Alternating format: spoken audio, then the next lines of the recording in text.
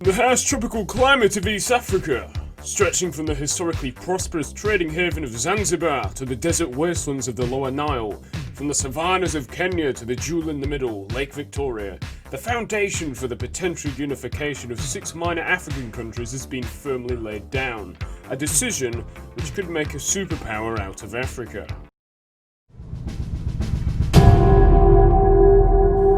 Nevertheless, these ambitious countries aim to create a constitution by the end of 2021 and form a symbiotic confederacy by the year 2023. This dominantly Swahili-based powerhouse would blast onto the scene of other quickly growing African countries, its combined GDP making it able to contend with the other African powers, and its population would certainly be nothing to scoff at.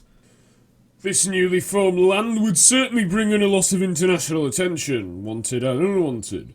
The EAF may look overseas, or it may look to its weaker neighbours on its borders in a conscious effort to secure itself within a box of mountains, jungle and sea. This is the proposed East African Federation and its unique geopolitical situation.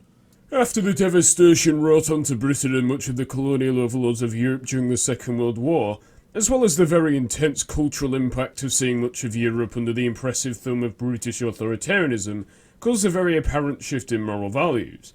Europeans went from basking in the glory and prestige of having global empires to wanting nothing to do with them, as they realised they often caused too many problems and would be too hard to hold on to. After World War II, Britain was still considered a global superpower, but another kid on the block was the United States, who had shown their strength in global reach by assisting in liberating Europe and being much of the force used to yield it against the Japanese.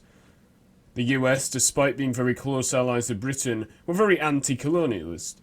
Yes, anti-colonialist indeed. And combined with the precedent set by Indian independence in August 1947, led to what is known as the decolonisation of Africa, where often unorganised and hasty retreats by European governments led to internal collapse in many newly born African countries, with some still hellscape to this day. However, the focus of this documentary is on a particular group of nations which got independence at a very similar time, where the leaders of 4 to-be independent countries considered the proposal of forming a united nation incorporating Uganda, Tanganyika, Zanzibar and Kenya. This initial idea was considered by the leaders of Tanganyika, Uganda and Kenya in Nairobi in 1963, however fell through due to internal problems and a general lack of support from leadership. This said, a crucial part of why this was not completely in vain was the eventual unification of Tanganyika and Zanzibar into the modern-day state of Tanzania in 1964.